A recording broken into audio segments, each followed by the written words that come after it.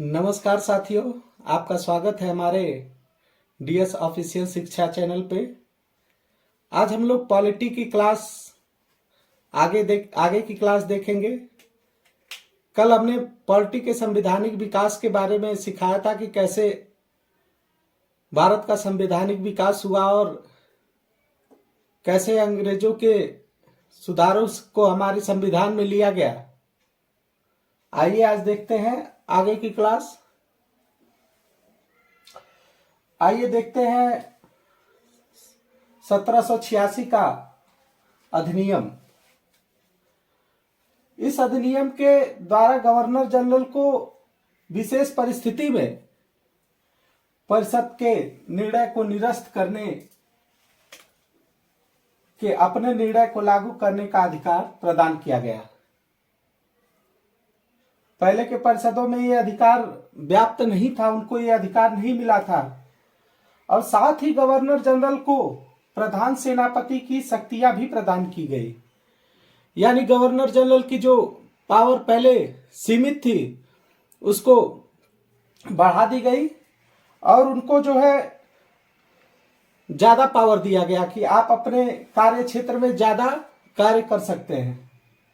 और इस अधिनियम के माध्यम से उनको ज्यादा से ज्यादा और यह दोनों अधिकार सर्वप्रथम लॉर्ड कॉर्नवालिस को प्राप्त हुए। यानी यह अधिकार प्राप्त करने वाले सर्वप्रथम लॉर्ड कॉर्नवालिस थे और उन्होंने इसको भारत में लागू करने के लिए अधिकार का निर्वहन किया। और चार्टर एक्ट 1993 में जब इस अधिनियम के माध्यम से कंपनी के व्यापारिक अधिकारों को 20 वर्षों के लिए बढ़ा दिया गया तथा नियंत्रण मंडल के सदस्यों को भारतीय राजस्व से वेतन देने की व्यवस्था की गई। यानी अब जो है नियंत्रण मंडल के जो सदस्य होंगे वो भारतीय वेतन से अपना जो है भारत में जो व्याप्त कर मिलेगा उसी से उनको वेतन दिया जाएगा। और ब्रिटिश भारत क्षेत्रों में लिखित विधियों द्वारा प्रशासन की नींव रखी गई। यानी लिखित विधियों द्वारा प्रशासन की क्या रखी गई? नींव रखी गई कि प्रशासन जो है, यानी अब धीरे धीरे जो है ब्रिटिश सरकार जो है लिखित रूप से हर कार्य को करने लगी ताकि बाद में कोई परेशानी न हो तथा सभी कानूनों व विनियमों की व्याख्या का अधिकार न्यायालय को प्रदान किया गया। यानी हर जो कानून बनेगा उसकी व्याख्या न्यायालय करेगा। और चार्टर एक्ट 1813 को देखते हैं जिसमें इस एक्ट के द्वारा भारत में कंपनी के व्यापारिक एकाधिकार को समाप्त करके और कुछ प्रतिबंधों के साथ सभी अंग्रेजों को भारत में व्यापार करने की छूट मिल गई। अब वहां जो है ये अधिकार प्राप्त करके और भारत में व्यापार करने की ज्यादा से ज्यादा छूट ले लिए, किंतु कंपनी की चाय एवं चीन के साथ व्यापार का एकाधिकार बना रहा। कंपनी जो चाय और चीन के साथ अपने व्यापार का एकाधिकार बनाना चाहती थी वह यथा बना रहा। और इस एक्ट के माध्यम से भारतीय राजस्व सेवा करने के लिए नियम व पद्धतियां बनाई गई। तो भारतीय राजस्व में जो सेवा करने के लिए चार्टर एक्ट 1813 से जो है पद्धतियां बनाई गई। और इस चार्टर ने कलकत्ता, बंबई और मद्रास की सरकारों द्वारा बनाई गई विधियों का ब्रिटिश संसद द्वारा अनुमोदन किया जाना अनिवार्य बना दिया। यानी कलकत्ता और बंबई और मद्रास की जो सरकार द्वारा बनाई गई जो विधियां हैं उसको ब्रिटिश संसद में अनुमोदन यानी वहां पे चर्चा करना उसका अनिवार्य बना दिया गया। ब्रिटिश संसद की अनुमति इसके बिना यह विधियां लागू नहीं की जा सकती थी। और कंपनी के गवर्नर जनरल ओ तथा प्रधान सेनापति को नियुक्त करने का अधिकार दिया गया। इसके लिए ब्रिटिश क्राउन की स्वीकृति अनिवार्य थी। यानी सब कुछ ब्रिटिश क्राउन के अनुमति के बिना नहीं कर सकते थे। चार्टर एक्ट 1813 में कंपनी को पुनः अपने अगले 20 वर्षों के लिए भारतीय प्रदेशों व राजस्व पर नियंत्रण का अधिकार दे दिया गया। यानी कंपनी को पुनः जो है 20 वर्षों के लिए भारतीय प्रदेशों राज्यों में जो है अपने हिसाब से राजस्व कर लेने का अधिकार दे दिया गया और यह स्पष्ट कर दिया गया कि इन प्रदेशों पर क्राउन के प्रभुत्व का वर्चस्व रहेगा, यानी क्राउन का प्रभुत्व लगातार बना रहेगा। चार्टर एक्ट 1813, इस एक्ट में भारत में शिक्षा के प्रसार के लिए 1 लाख वार्षिक धनराशि के अवयव का प्रावधान किया गया। यानी अब जो है ब्रिटिश शासन भारत में शिक्षा के प्रसार के लिए उस समय 1813 में 1 लाख रुपए का प्रावधान की और भारत में ईसाई मिशनरियों को धर्म प्रचार की अनुमति दी गई। यानी ईसाई धर्म का जो है प्रसार करने के लिए कंपनी ने खर्च किए। फिर आया चार्टर अधिनियम 1833। इस अधिनियम के द्वारा ब्रिटिश भारत के प्रशासनिक केंद्रीय करों की दिशा में यह अधिनियम निर्णायक कदम था। यानी ब्रिटिश भारत के प्रशासनिक केंद्रीय करों में ब्रिटिश राज्य के जो है प्रशासनिक केंद्रीय कर थे, उसकी दिशा में यह अधिनियम निर्णायक इसलिए था कि वो कैसे कर लेंगे और कैसे उसकी भरपाई करेंगे। और इस अधिनियम की विशेषता आइए आगे देखते हैं, निम्नलिखित है, इसमें बंगाल के गवर्नर जनरल को भारत का गवर्नर जनरल बना दिया गया, जिसमें सभी नागरिक एवं सैन्य शक्तियां थी। इस प्रकार इस अधिनियम ने पहली बार एक ऐसी सरकार का निर्माण किया जिसका ब्रिटिश अधिकार वाले संपूर्ण क्षेत्र पर पूर्ण नियंत्रण था।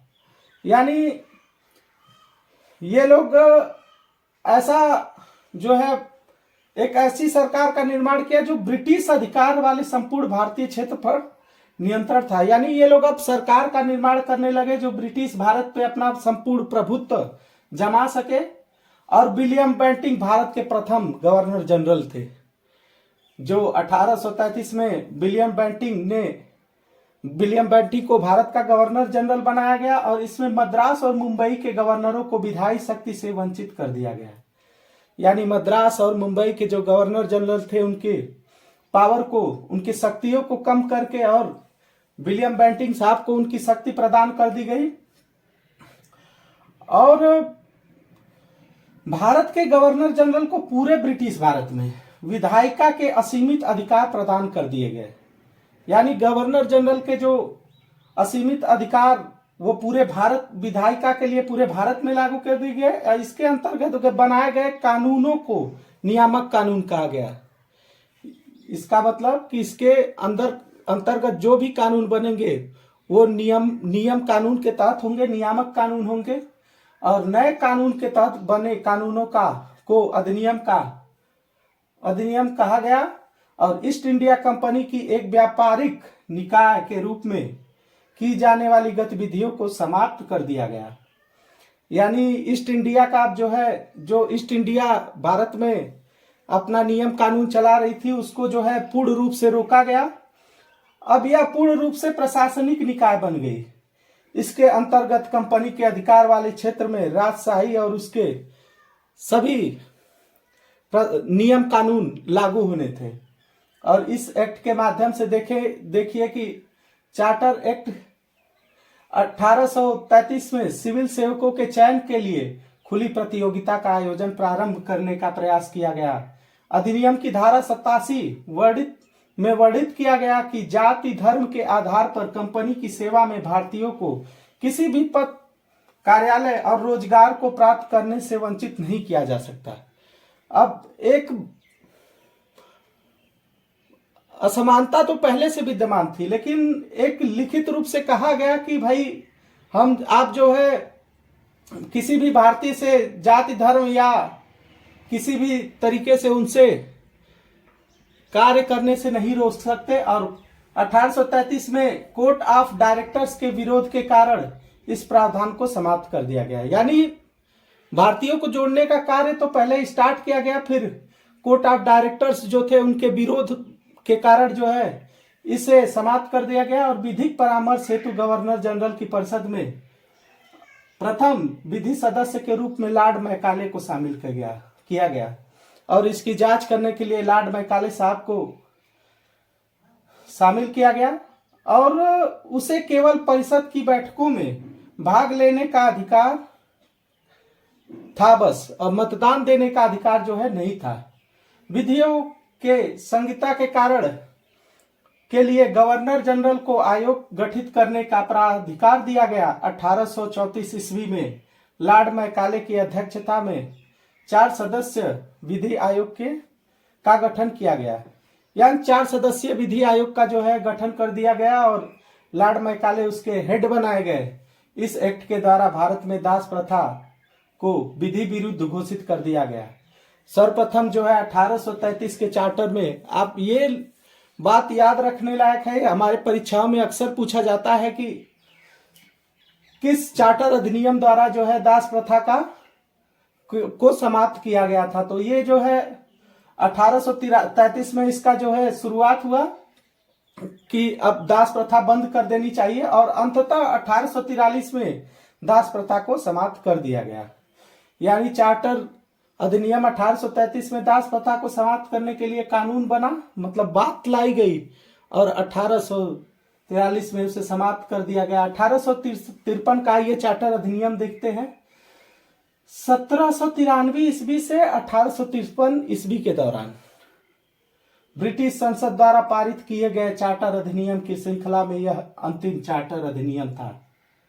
यानी अब जो है ब्रिटिश संसद जो है ये आखिरी अधिनियम लाई थी। अब सारा पावर जो है महारानी विक्टोरिया के हाथों में जाने वाला था और संवैधानिक विकास की दृष्टि से यह एक महत्वपूर्ण अधिनियम था। यह भारत के लिए महत्वपूर्ण इसलिए माना जाता है क्योंकि 1857 के विद्रोह को दबाने के लिए इस अधिनियम को लाया गया और उसमें कई नियम कानून जोड़े गए जो मौलिक अधिकार में वर्णित थे। इस अधिनियम के द्वारा गवर्नर जनरल की परिषद के विधायी कार्यों को प्रशासनिक कार्यों से पृथक करने की व्यवस्था की गई।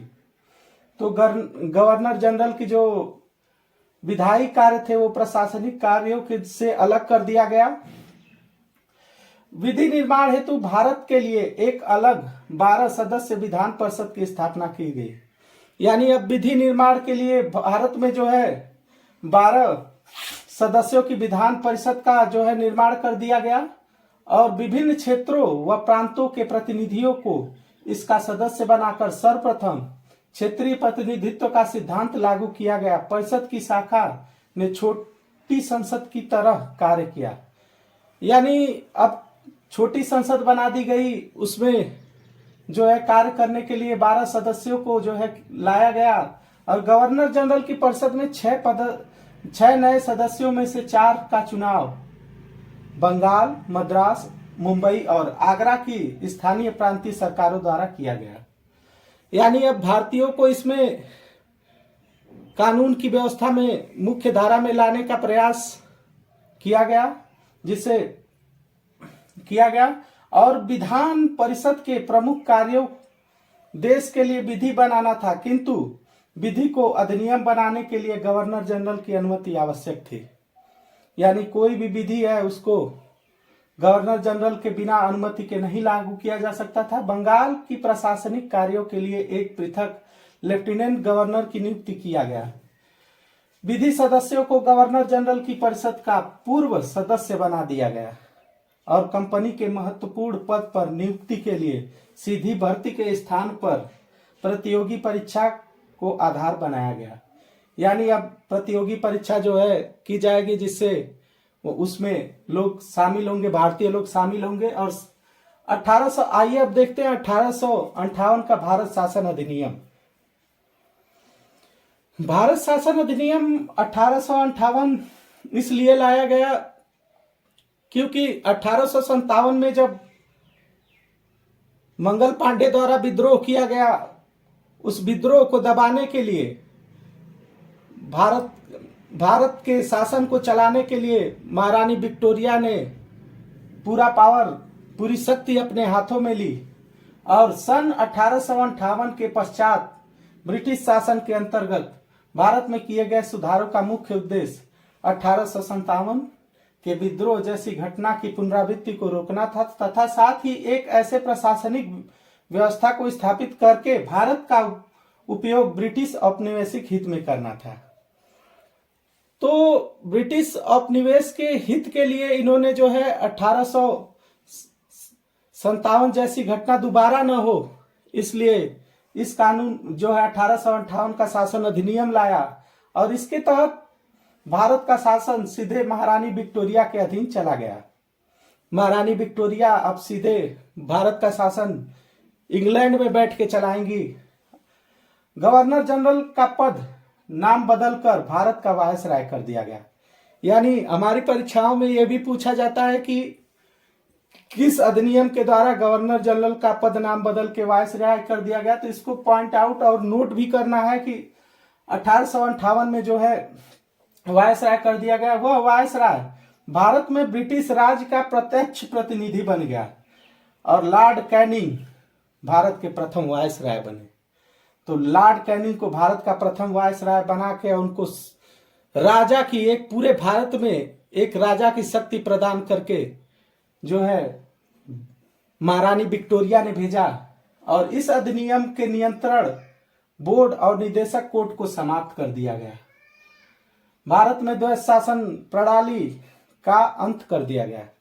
यानी जो है इसको जो है भारत में द्वैध शासन प्रणाली का अंत कर दिया गया और एक नए पद भारत के राज्य सचिव का सृजन किया गया। तो अब भारत में जो है एक नया पद जुड़ गया, भारत के राज्य सचिव, जिसमें भारत प्रशासन पर संपूर्ण नियंत्रण की शक्ति निहित थी। यह सचिव ब्रिटिश कैबिनेट का सदस्य था। तो भारत का जो ये ब्रिटिश कैबिनेट का जो है सदस्य था और ये भारत सचिव की सहायता के लिए 15 सदस्यों की एक भारत परिषद की स्थापना की गई। तो इसके सहायता के लिए 15 सदस्यीय समिति की स्थापना की गई और इस अधिनियम को नियंत्रण कोड द्वैध शासन प्रणाली का अंत कर दिया गया। ये छूट गया था। देखिए, भारत प्रशासन पर संपूर्ण नियंत्रण की शक्ति निहित थी। यह सचिव ब्रिटिश कैबिनेट का सदस्य था।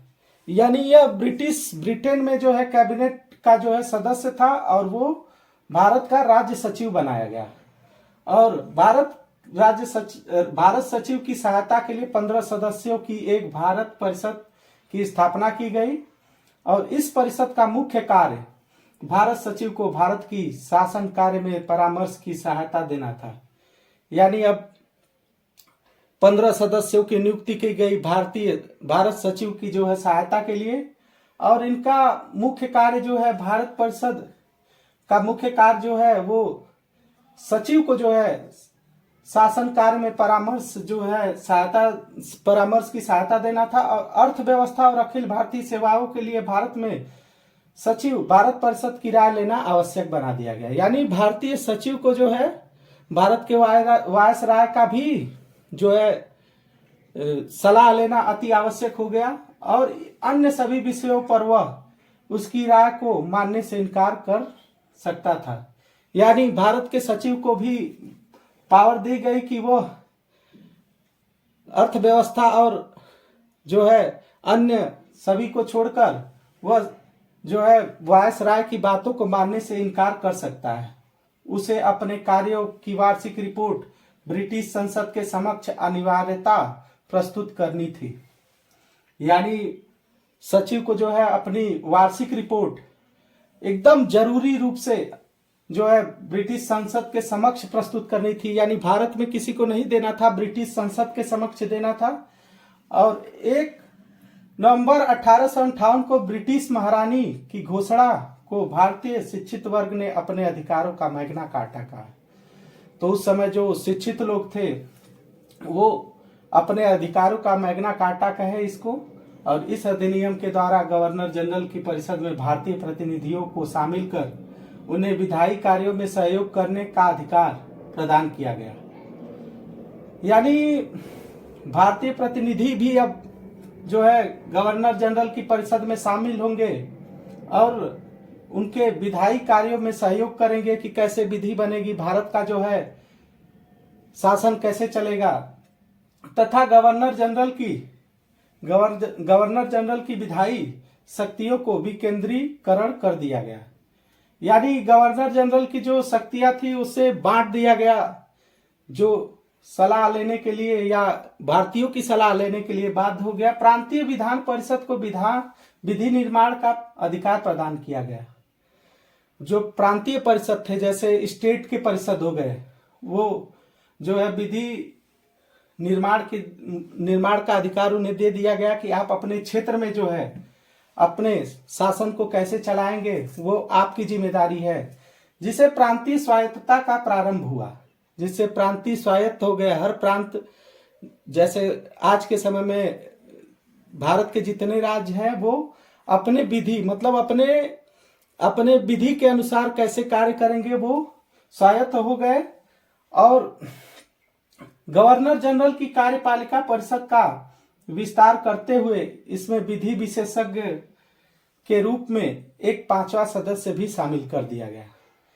यानी गवर्नर जनरल की कार्यपालिका का जो है विस्तार हुआ कार्य परिषद का, उसमें एक 5वां सदस्य भी शामिल हो गया। गवर्नर जनरल की परिषद को विधि निर्माण की शक्ति प्राप्त थी। गवर्नर जनरल की जो परिषद थी उसे विधि निर्माण की पूर्ण शक्ति प्राप्त थी। और इस उद्देश्य के लिए केंद्रीय विधानमंडल में न्यूनतम 6 सदस्य तथा अधिकतम 12 सदस्य नामांकित किए जा सकते थे। इन नामांकित सदस्यों में से आधे सदस्य गैर सरकारी होते थे। यानी आधे सदस्य जो है 6 हैं तो 6 जो है डायरेक्ट ब्रिटेन विक्टोरिया महारानी के या ब्रिटेन की संसद के द्वारा आएंगे, और 3 जो है भारतीय होंगे। इसमें गैर सरकारी मतलब भारतीय होंगे, भारतीय प्रांतीय क्षेत्र से आएंगे और वो जो है इसमें जो है सहयोग करेंगे। अब 1800 आइए देखते हैं 1861 का भारत परिषद अधिनियम। भारत के संवैधानिक विकास की दृष्टि से यह भी बहुत ही महत्वपूर्ण अधिनियम था। तत्कालीन वायसराय लॉर्ड कैनिंग ने 1862 ईस्वी में नवगठित केंद्रीय विधान परिषदों में से निम्नलिखित 3 भारतीयों की नियुक्ति किया। पटियाला के महाराजा नरेंद्र सिंह, बनारस के राजा देवनारायण सिंह तथा सर दिनकर राव को जो है विधान परिषद में जो है शामिल कर लिया गया। यानी इनको नियुक्त किया गया, नियुक्ति पत्र दिया गया कि आप जो है भारत के विधान परिषद में 1862 से जो है कार्य करेंगे। और लॉर्ड कैनिंग ने विभागीय प्रणाली की शुरुआत की। तो लॉर्ड कैनिंग द्वारा जो है विभागीय प्रणाली की शुरुआत कर दी गई। इस अधिनियम के अनुसार मुंबई मद्रास के विधान परिषदों को कानून बनाने व संशोधन करने की शक्ति प्रदान की गई। तो मुंबई और मद्रास के विधान परिषद जो है वो अब कानून बनाएंगे और संशोधन की शक्ति मतलब कानून बना भी सकते हैं, उसमें संशोधन भी कर सकते हैं।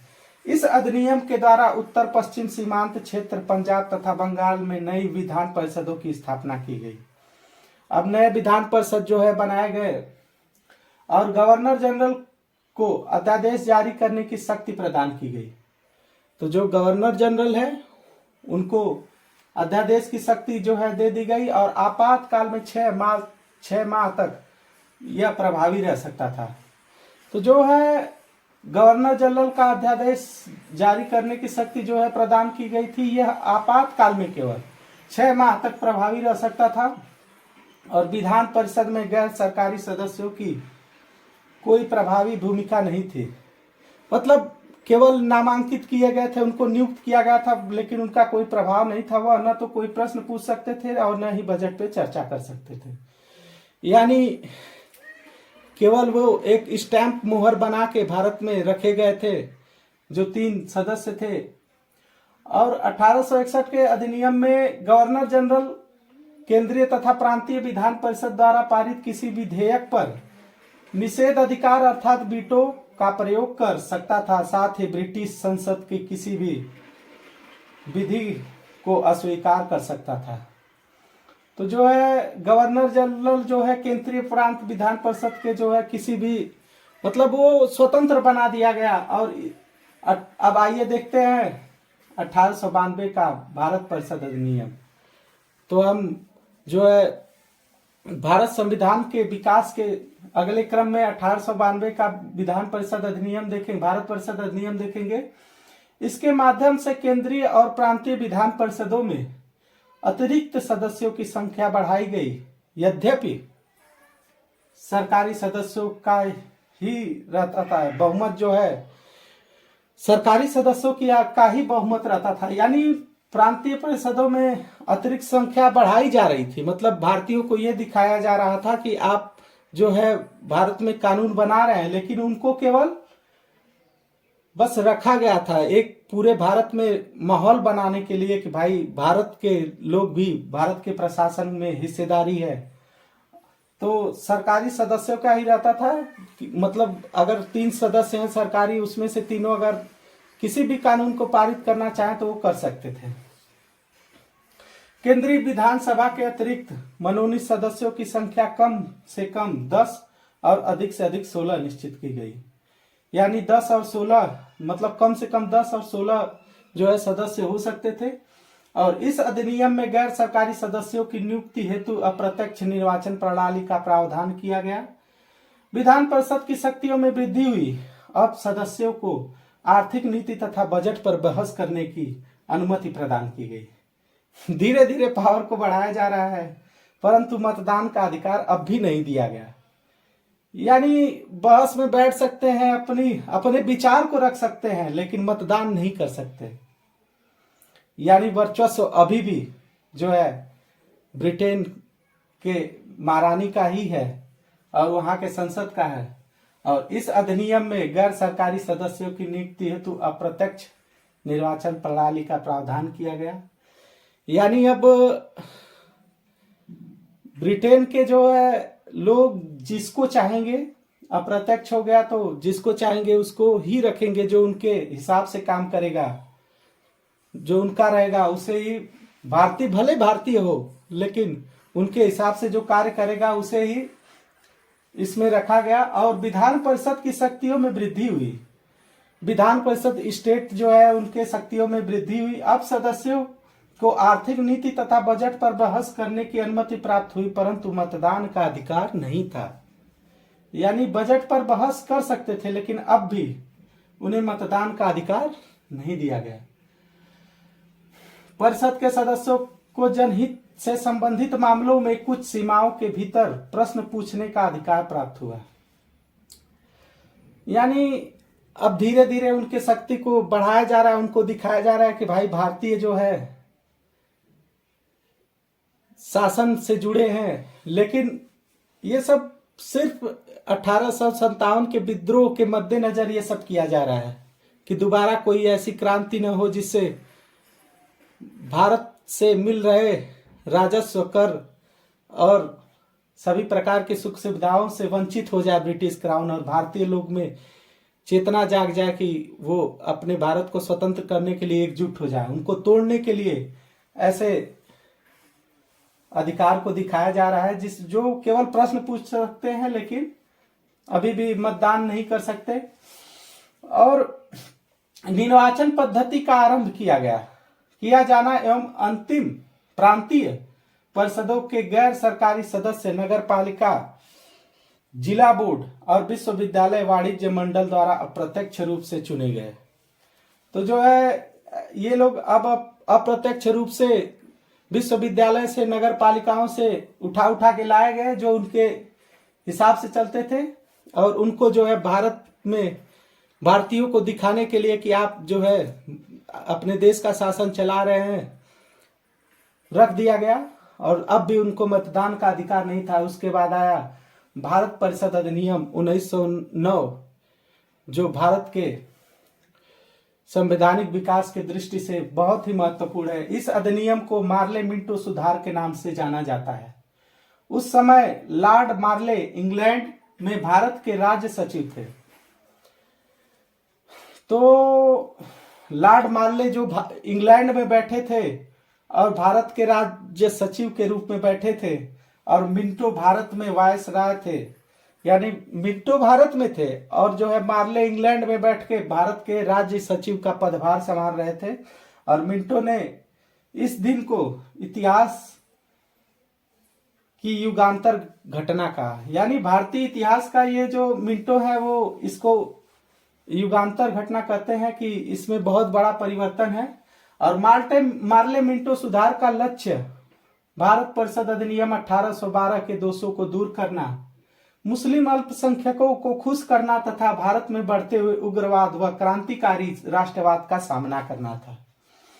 तो उनके अंदर जो भय है, डर है, वो वही है कि भाई उग्रवाद और क्रांतिकारी न बढ़े, इसके लिए जो है 1812 के जो है दोषों को वो दूर कर रहे थे और अल्पसंख्यकों को खुश कर रहे थे, यानी भारत के एक बड़े तबकों को वो खुश करना चाहते थे। और जो है उग्रवादी और राष्ट्रवाद जो एक चेतना भारत में न जग जाए और हमारा जो है नुकसान न हो जाए, इसके लिए वो अब भी तत्पर थे। और इस अधिनियम ने केंद्रीय और प्रांतीय विधान परिषदों के आकार में व्यापक वृद्धि की। अब जो है केंद्रीय और प्रांतीय विधान परिषद बढ़ते जा रहे हैं। केंद्रीय परिषदों में सदस्यों की संख्या 16 से 60 कर दी गई, यानी सेंट्रल में जो है, केंद्र में जो है 16 सदस्यों से 60 सदस्य हो गए, जबकि प्रांतीय विधान परिषदों में इनकी संख्या अलग अलग थी। यानी हर प्रांतीय विधान परिषद जो थे, जो राज्य विधान परिषद थे, उनकी संख्या अभी भी अलग अलग थी। और इस अधिनियम ने केंद्रीय परिषद के सरकारी बहुमत को बनाए रखा, परंतु प्रांतीय परिषदों ने गैर सरकारी सदस्यों के बहुमत की अनुमति थी। इनमें दोनों स्तर पर विधान परिषद के चर्चा कार्यों की परिधि को बढ़ाया और पूरक जैसे प्रश्न पूछना और बजट पर संकल्पना रखना आदि। यानी अब धीरे धीरे बजट पर संकल्पना रखना और पूरक प्रश्न पूछने की शक्ति दी गई। इस अधिनियम के अंतर्गत पहली बार किसी भारतीय का वायसराय और गवर्नर जनरल की कार्यपालिका परिषद के एसोसिएशन बनाने का प्रावधान किया गया। सत्येंद्र प्रसाद सिन्हा वायसराय की कार्यपालिका परिषद के प्रथम भारतीय सदस्य बने और उन्हें विधि सदस्य बनाया गया। यानी सत्येंद्र सिन्हा भारत के तरफ से जो है लीडर बन गए ब्रिटिश के लिए। और इस अधिनियम के द्वारा भारत में प्रादेशिक चुनाव, व्यवसाय, सांप्रदायिक प्रतिनिधित्व प्रणाली को अपनाया गया। और इस अधिनियम ने पृथक निर्वाचन के आधार पर मुस्लिमों के लिए सांप्रदायिक प्रतिनिधित्व का प्रावधान किया।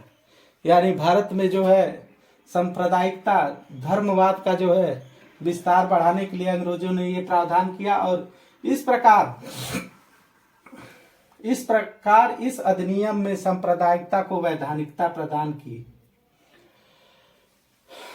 जातिवाद और सांप्रदायिकता को जो है इस अधिनियम द्वारा वैध बताया गया। और लॉर्ड मिंटो ने सांप्रदायिक निर्वाचन का जनक कहा जाता है। तो लॉर्ड मिंटो को अब जो है जाति के आधार पे निर्वाचन करने का जो है जनक कहा गया।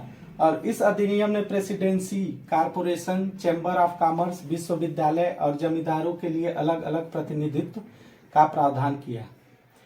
अंग्रेज जानते थे कि अगर हम भारतीयों को अपने कानून व्यवस्था में नहीं जोड़ेंगे तो वो एकजुट हो जाएंगे और हमारा सारा काम बिगड़ जाएगा। इसलिए ब्रिटिश लोगों ने जो है ऐसी व्यवस्था की जिसमें भारतीयों को भी लाया गया और उनको केवल दिखाया गया कि हाँ, आप भी अपने देश का जो है कानून व्यवस्था चला रहे हैं। और जाति के आधार पे जो है मतगणना किया गया। और इस 1919 का अब आइए शासन अधिनियम देखते हैं। तो 1909 के शासन अधिनियम में आपने देखा कि कैसे मिंटो साहब ने जो है भारत में जातिवाद की संकल्पना का शुरुआत किया। और अब आइए देखते हैं 1919 का जो है अधिनियम क्या होता है इसमें। तो 1919 के अधिनियम को मॉन्टेग्यू चेम्सफोर्ड सुधार भी कहते हैं, क्योंकि इस अधिनियम के जन्मदाता भारत के सचिव मॉन्टेग्यू चेम्सफोर्ड सुधार भी कहा जाता है, क्योंकि इस अधिनियम के जन्मदाता भारत के सचिव मॉन्टेग्यू चेम्सफोर्ड और भारत के गवर्नर जनरल चेम्सफोर्ड थे। यानी भारत के सचिव जो इंग्लैंड में बैठे थे वो मॉन्टेग्यू थे और भारत के सचिव चेम्सफोर्ड थे। उन्होंने 1919 का शासन अधिनियम मिलकर लाया। यह अधिनियम ब्रिटिश सरकार द्वारा सुधारों का एक तथाकथित प्रयास था। 20 अगस्त 1917 ईस्वी को भारत सचिव लॉर्ड मॉन्टेग्यू ने एक घोषणा की जिसमें भविष्य में सुधार की ओर संकेत किया। इन्होंने घोषणा पत्र जारी किया जिसमें भारत में होने वाले सुधारों के बारे में जिक्र किया और ब्रिटिश संसद को जो है दिया। और तत्कालीन संवैधानिक सुधारों की मांग, होम रूल आंदोलन, प्रथम विश्व युद्ध आदि अनेक कारणों से यह अधिनियम पारित किया गया। इस अधिनियम के आधार पर प्रांतों में आंशिक रूप से उत्तरदायी सरकार की स्थापना की गई। अब ऐसी सरकार की प्रांतों में स्थापना किया गया जो भारत में उत्तरदायी हो सके ब्रिटिश संसद के प्रति। मतलब सब मिला के ऐसे लोगों को धारा में सरकार लाना चाहती थी जो उनके ही हिसाब से कार्य करे, वो जैसे नियम बनाए उसको प्रांत चलाए। और पार्षद कार्यपालिका का एक ऐसा भाग था जो गवर्नर के प्रति उत्तरदायी था तथा दूसरे भाग मंत्रिमंडल का था जो प्रांतीय व्यवस्थापिका के प्रति उत्तरदायी था। इस अधिनियम के द्वारा केंद्र में द्विसदनात्मक विधायिका स्थापित की गई, अर्थात केंद्रीय विधान परिषद की का स्थान बढ़ाया गया। यानी केंद्रीय विधान परिषद जो है बन गया, राज्य विधान परिषद जो है, प्रांतीय विधान परिषद, इनको काम दे दिया गया कि भाई अब आप जो है आप हर कार्य के लिए ब्रिटिश संसद के प्रति उत्तरदायी हैं। और राज्य परिषद उच्च सदन एवं विधान परिषद निम्न सदन, यानी राज्य परिषद जो है उच्च सदन है, विधान परिषद निम्न सदन है वाले द्विसदनात्मक विधानमंडल ने ले लिया। राज्य परिषद के सदस्यों की संख्या 60 थी, जिसमें से 34 निर्वाचित एवं 26 मनोनीत थे तथा उनका कार्यकाल 5 वर्ष का था। तो जो है 5 वर्ष का कार्यकाल के साथ जो है लाए गए। और केंद्रीय विधानसभा में 144 सदस्य थे, यानी कि प्रांत के बाद केंद्र में 144 सदस्य थे, जिसमें से 104 निर्वाचित और 40 मनोनीत थे। उनका कार्यकाल 3 वर्ष का था। दोनों की शक्तियां समान थी, किंतु बजट में स्वीकृति प्रदान करने का अधिकार विधान परिषद को ही था। यानी 40 लोग जो थे वही बजट बनाएंगे अभी भी, जो डायरेक्ट ब्रिटिश संसद के तरफ से या महारानी विक्टोरिया की तरफ से आएंगे। और केंद्रीय और प्रांतीय विषयों की सूची की पहचान कर उन्हें पृथक कर राज्यों पर केंद्रीय नियंत्रण कम कर दिया गया और केंद्रीय और प्रांतीय विधान परिषदों को अपनी सूचियों के विषय पर विधि बनाने का अधिकार प्रदान कर दिया गया। यानी अब केंद्र और प्रांत जो है अपनी अपनी सूचियों पर जो है विधि बना सकते थे। 1919 के एक्ट की मुख्य विशेषता प्रांतों में द्वैध शासन प्रणाली की स्थापना थी। यानी फिर से जो है 1919 के अधिनियम द्वारा द्वैध शासन प्रणाली की स्थापना की गई और इसके लिए केंद्रीय और प्रांतीय विषयों को पृथक किया गया था। और इसके पश्चात प्रांतीय विषयों को 2 भागों में बांटा गया, आरक्षित विषय और राजस्व न्यायपालिका विद पुलिस। फिर इसके बाद स्थानांतरित विषयों पर, जिसमें स्थानीय स्वशासन शिक्षा, कृषि, स्वास्थ्य आदि था, अनारक्षित स्थानांतरित विषयों में थे। मतलब ये बदले जा सकते थे, जिसमें स्वशासन है, शिक्षा है, कृषि है, स्वास्थ्य है, इस पे उनका कोई ध्यान नहीं। मतलब और आरक्षित विषय क्या थे? शासन गवर्नर अपनी परिषद के सदस्यों की सलाह करता था और यह स्थानांतरित विषयों का शासन गवर्नर भारत मंत्रियों की सलाह से करता था। यानी भारत में जो मंत्री थे उनके सलाह से जो है अपने सदस्यों से द्वारा शासन करवाता था। और इस अधिनियम में सांप्रदायिक आधार पर सिखों, भारतीय ईसाइयों, आंग्ल भारतीय यूरोपियों के लिए पृथक निर्वाचन के सिद्धांत को विस्तृत कर दिया। यानी जाति के आधार पे जो है अलग अलग प्रांत निर्वाचन सिद्धांत जो है पृथक कर दिया और अधिनियमों में एक लोक सेवा आयोग के गठन का प्रावधान किया गया, जिसके परिणाम स्वरूप 1926 ईस्वी में सिविल सेवकों की भर्ती की गई। तो 1926 में जो है सिविल सेवकों की भी भर्ती की गई और केंद्रीय लोक सेवा आयोग का गठन किया गया। इस अधिनियम ने पहली बार केंद्रीय बजट को राज्य के बजट से अलग कर दिया, यानी केंद्र का बजट और राज्य का बजट अब अलग अलग हो गया 1919 में। और राज्य विधानसभाओं को अपना बजट स्वयं बनाने के लिए अधिकृत कर दिया गया, यानी राज्य विधानमंडल अब स्वयं जो है अपना बजट बनाएगा। और भारत शासन अधिनियम 1919 इसके अंतर्गत एक वैधानिक आयोग के गठन का प्रावधान किया गया, जिसका कार्य अधिनियम लागू होने के 10 वर्षों बाद जांच करके अपनी रिपोर्ट प्रस्तुत करना था।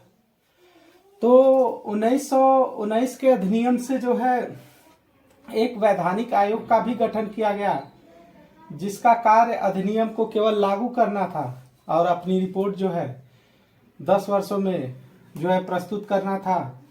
तो अब तक हम लोगों ने देखा कि कैसे भारत में औपनिवेशिक शासन अपना एक विस्तारवादी नीति के तहत अपने नियम और कानून महारानी के द्वारा बना रही है और भारतीय को दिखा रही है कि वो शासन कर रहे हैं। तो आज के लिए बस इतना ही। कल हम लोग फिर इसके आगे देखेंगे और आप लोग इसका जो है नोट्स बनाते रहिए। ये बहुत ही महत्वपूर्ण है और एनसीईआरटी द्वारा लिया गया है, तो इसको नोट करते जाइए अपने नोटबुक में। आज के लिए बस इतना ही। हमारे चैनल को लाइक करें, सब्सक्राइब करें, ज़्यादा से ज़्यादा हमारे चैनल से जुड़े अपने मित्रों को शेयर करें, जिससे हमारा भी मोटिवेशन बने। तब तक के लिए जय हिंद, जय भारत, भारत माता की जय।